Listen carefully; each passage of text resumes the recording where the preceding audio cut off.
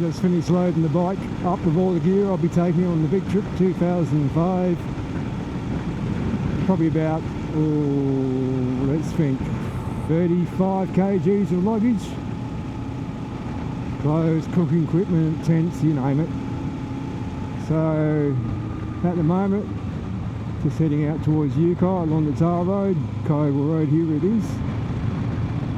After Yukon, I'm going to be heading out towards Byrrill Creek, which then goes to dirt, and then back through to the village of Tyalgum, which is west of Murwillumbah. It's only about an hour and a half's ride. Just so I can get a feel for the bike, make sure everything's locked down tight, and nothing should happen on the big trip. Okay. I've also played around the angle on the chin-mounted Osmo Action 5. See how it goes this time. And yeah, cleaned the visor up. The main thing is I took out the pin lock inside it. Gave everything a really good clean, and yeah, it's heaps better. It's amazing. I just didn't think about the pin lock until just a few days ago. But yeah, if your visor ends up looking very hazy, no matter how much you clean it, don't forget your pin lock, which I did. Never again. So yeah, the visor's down at the moment, and yeah, I can see pretty clearly. Right, I'm going to put the visor up. There's no need for it to be down. Okay, the visor's up now. So yeah, the voice is quite different with the visor up. I've been reviewing some of the videos I've done.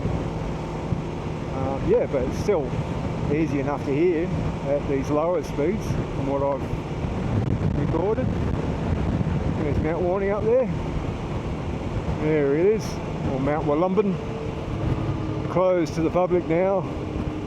Native title claim, which is good and not good. I'm not sure how I feel about it. Ideally, I'd love to see Indigenous rangers or guides still be able to take people up to the top, because it's quite an iconic attraction for Murwillumbah, and to have it shut down for the last couple of years is a bit of a bloody shame. Like I said, if we get some Indigenous rangers and let us white fellas, so all us mob and their mob, all us mob together, could go up there and check it out again and respect it as a highly culturally significant site with a fantastic view. The bike feels pretty good at the moment, even with all the extra luggage. Yeah, it's a little bit different, but nothing dramatic. Sure, after a few days on the road with it, I'll be more than used to it. Just got to remember the extra weight hanging off the sides. So just a quick ride through Yukon as I'm heading straight out to Byrrill Creek. Be interesting to see what the hell this map does this time. I started it when I had Wi-Fi at home, and of course all the maps are offline at the moment. It's just a real simple route I put in quickly. Now it's giving me the continue option. Yes, it does.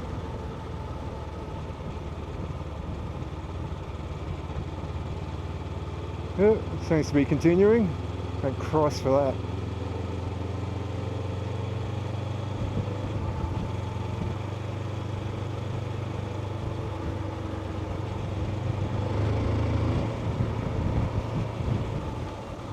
Still got traffic lights here, eh? From the flooding. It's carved out the side of Kogel Road up there. Lovely. I purposely put all the heavy gear on today to see how we go in the heat. So far so good. Yeah.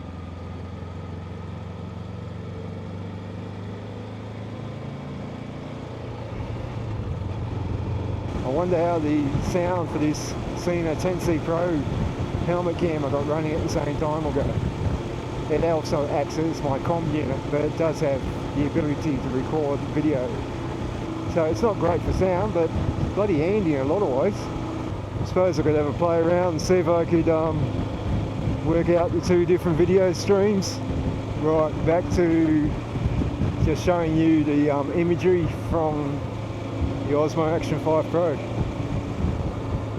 It's just in 1080p, auto white balance, rock steady, wide function, and 25 frames per second, which I've said before in other videos is probably about its lowest setting, so it can go way high. It's all the way up to 4K resolution, 130 frames per second. The only trouble with that, it would just chew through the batteries and the memory card.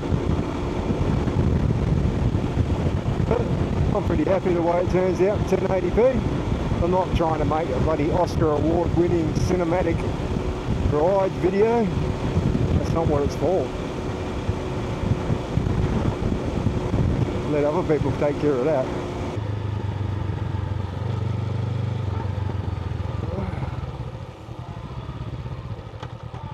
This bridge down here is always cupping in the floods. So that's Byrrill Creek, and we're onto the dirt now. From here right through to Tyalgum. Well, there's a few patches, a little bit of tar here and there, but not much.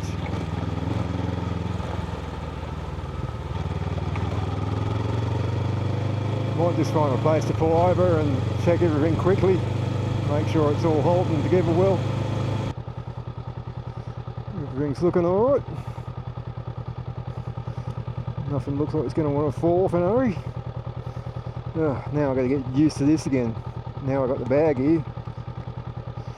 It's not that easy to get. Alright, leg up she goes. There, without pulling the bike over on myself.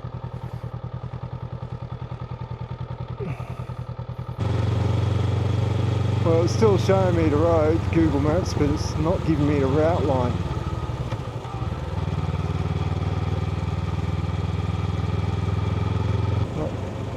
Okay, just picks it up again. Just running completely offline maps at the moment.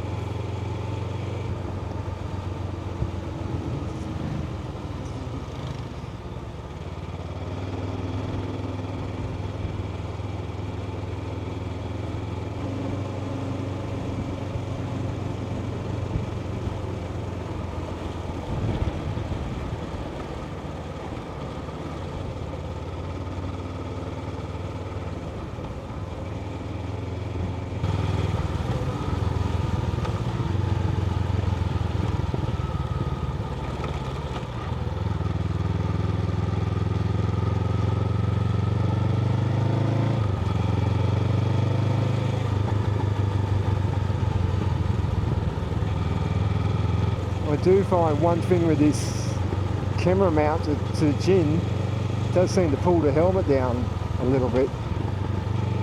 So I have to keep pushing it back up off the eyebrows every now and then. It's nothing major, but yeah, it does make a difference. And it's only a super lightweight camera.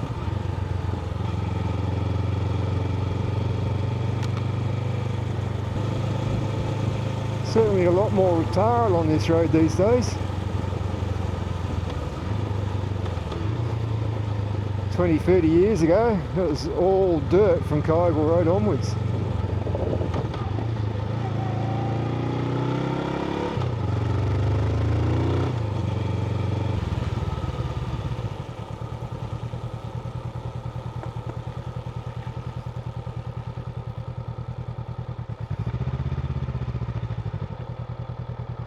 This is always a nice stretch of the Byrrill Creek.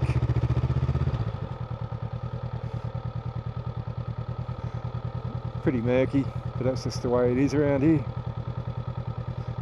Got a runoff. Ducks down there and enjoying themselves. It's good to see. I know there's platypus down there sometimes. And a whole stack of other things, I bet.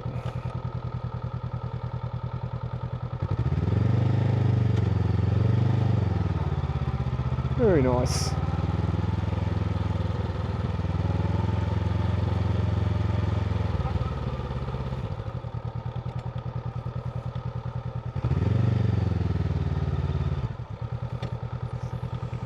go.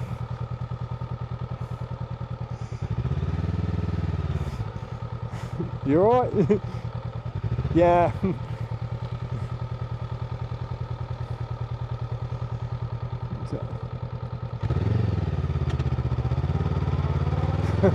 Probably one of the tightest sections of road to meet anyone, and when you know it, that's exactly what happens.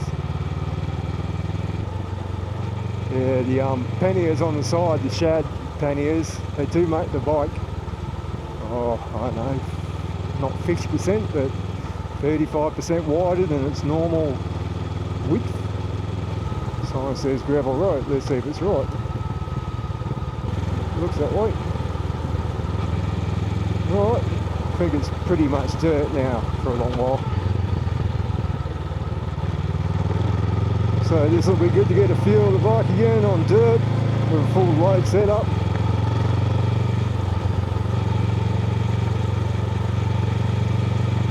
It's been quite a while since travelling along gravel roads with a full load up.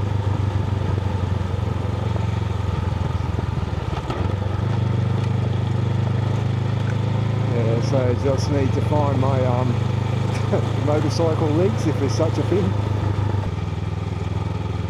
Lots of loose gravel there.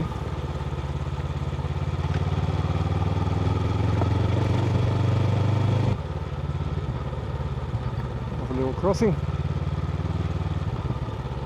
Yep, wrong side of the road. Get back on the other side, Sean. There we go. Nice little causeway down here, if memory serves me correctly. Yeah.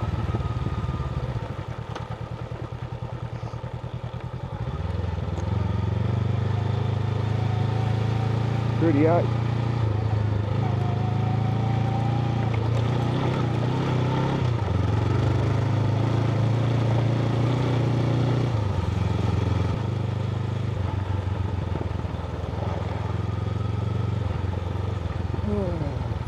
Cleared his dust a bit.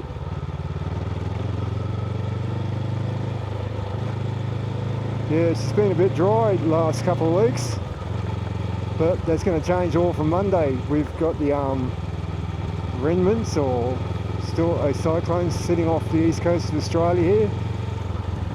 It doesn't look like it's going to make landfall, thank Christ, but at the same time it's still going to bring a fair bit of rain with it. So I think they're forecasting 30 mils of rain each day for the next week or so come Monday. So that'll probably impact this road too. I think it's about 30 degrees at the moment.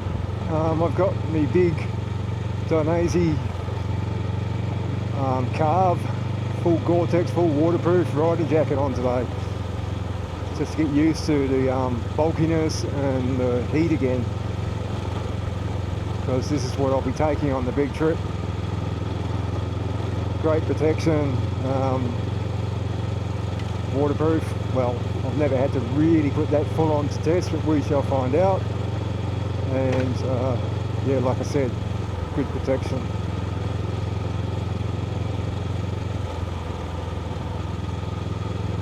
More suited for the colder days, but it does have a few vents in it also, which seem to help. I unzip the ones underneath my arms, and yeah, I can feel a bit of airflow there even at this low speed.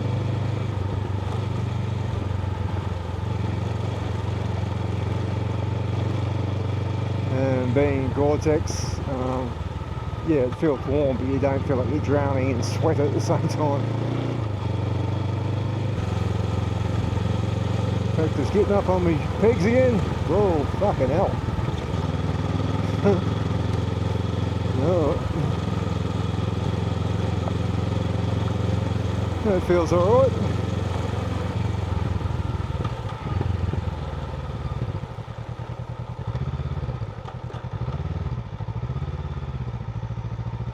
So, well, just make sure I don't get run over. That road down there leads down to Cutter's Camp, which is a nice little campground put on by the National Parks and Wildlife Service.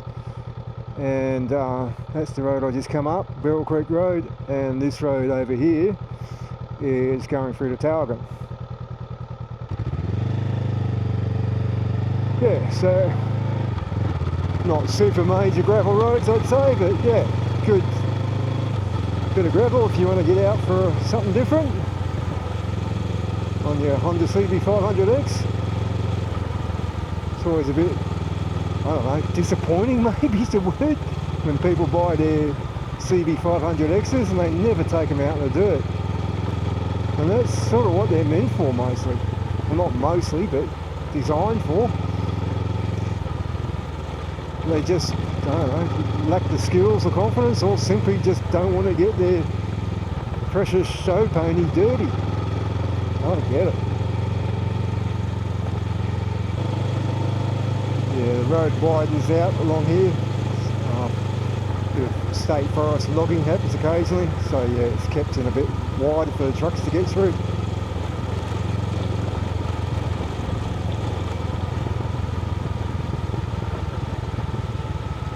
Just got to watch these corners, the gravel builds up on them, and you can easily slide out on them. Google Maps seems to be picking up the route okay. Much better than my last attempt at using offline Google Maps.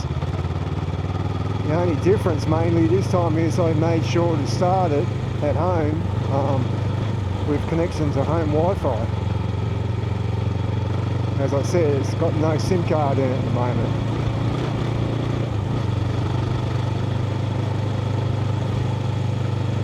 Just purely running on offline maps.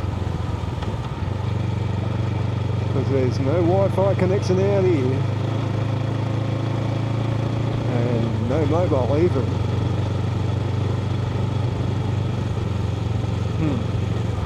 It seems to be dropping down a bit. Oh fuck, didn't see that one. Yeah, now to check this, what's going on here.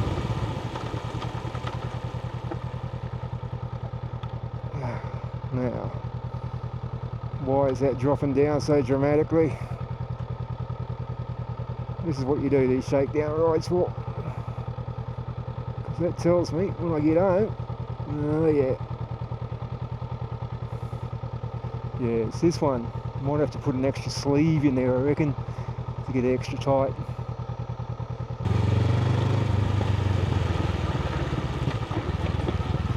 Just pushing a little bit hard now, not much. Oh yeah, this fucking area here. Ruts on the outside, channels through the guts of it, loose gravel.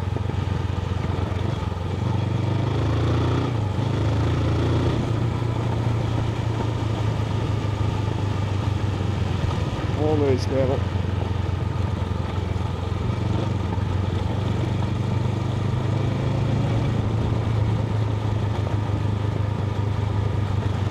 Trying to keep out of the ruts, but also maintain my side, keep on my side of the road. But at the same time, it's always a choice. You're going to get run over by something, or you're going to go off the edge over something. Or better still, just pick your lines and don't let either happen to you.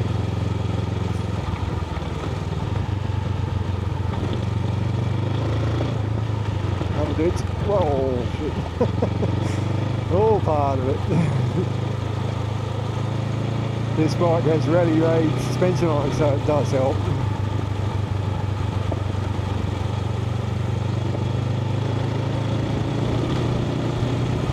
A few corrugations. Stand up for them. Try and find that happy spot where you just seem to float over the top of them.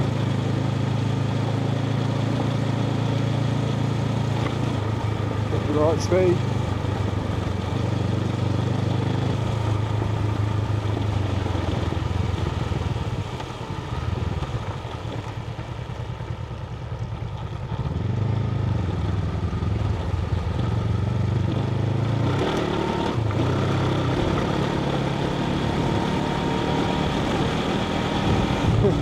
He's not cut out for it.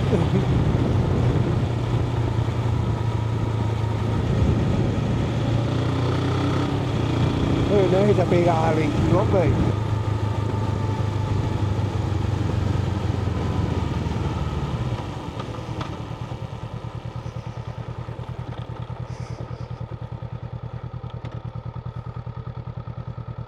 Just double check everything's okay down here.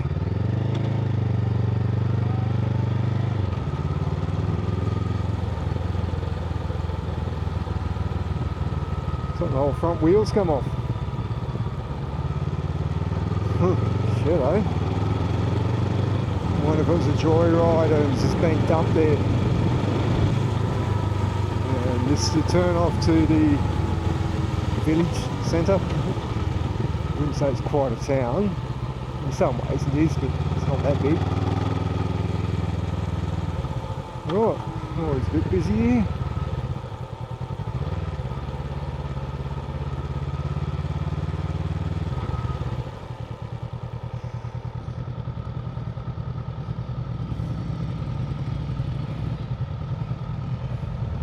Take your bike out for a bit of dirt scrambling, eh? Let's take the Harley out for a bit of dirt scrambling. Yeah, Why the hell not? I've signed up for it, it's good. Yeah, won't hurt it. Nah, it's good fun. That one's a bit more suited. You look like you're having fun. Yeah. Nice road, eh? Just stopped in for a midi and new here at the Tyalgum pub. Wouldn't say it's the prettiest pub around, but popular motorcycles. Nice ride out there. A few ways you can get to it. So there's the big Harley I was talking about. I drove past before. I did it. Ducati Scrambler. Haven't seen one of them before. Not bad. Alright, I'm going to head back towards Shillingham now.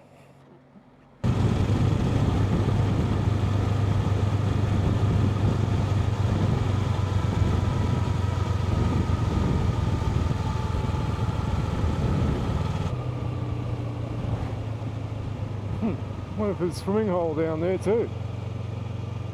All those cars pulled up. Maybe so. Today's the first day of autumn 2025, if I've got that right. So I suppose people are just making the last of summer, get a chance to get out and have a little swim. Alright, this is coming into Chillingham.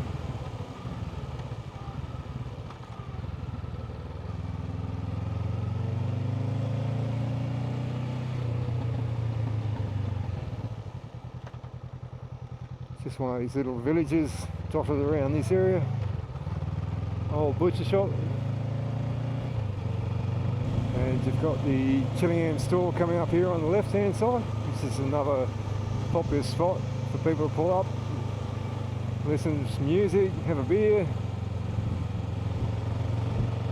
Dual purpose store. Some tight corners through this little stretch of road.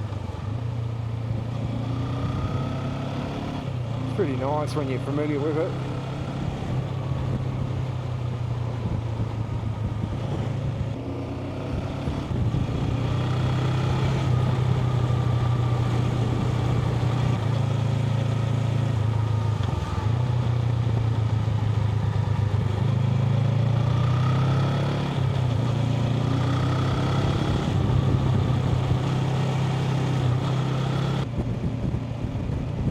Sitting right on the centre line.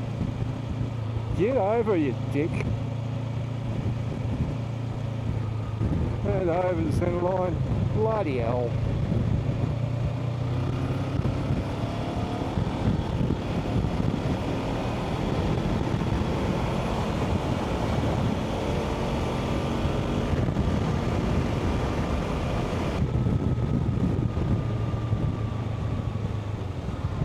Historic homestead of Lisnagard, slowly being left to go to rack and ruin. Such a bloody shame.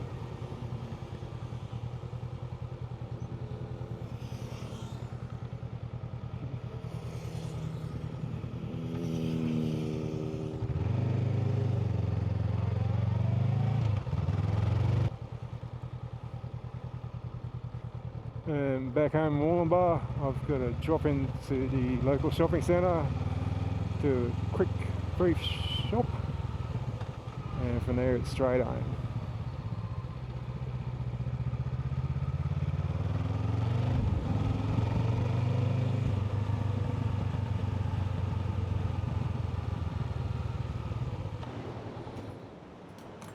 Yeah, so everything held up well.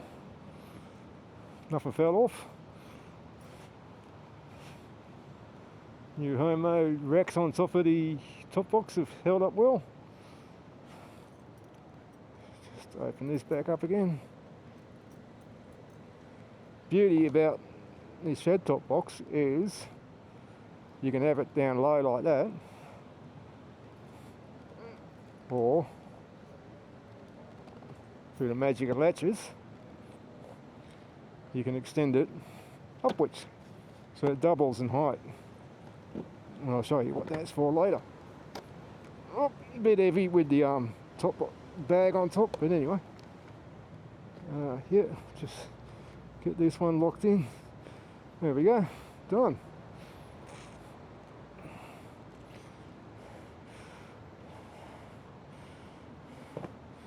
Yeah, so now it's up higher, what I can do is I can leave my helmet and my jacket in there whilst I go and do this shopping I gotta do. Pretty handy. So yeah, it's a 58 litre top box, and if memory serves me right, the side panning is a 30 litre each, and a big 65 litre Sea to Summit big river dry bag, which is waterproof. And these straps and padlock, of course, help lock everything down, so I can just walk away from the bike and not be paranoid about someone with sticky fingers. Looks like I might just leave the jacket in here and take the helmet with me. Okay then, thanks very much for hanging around to watch the vid. All well, and looks like all systems are go for the big trip 2025. Woohoo!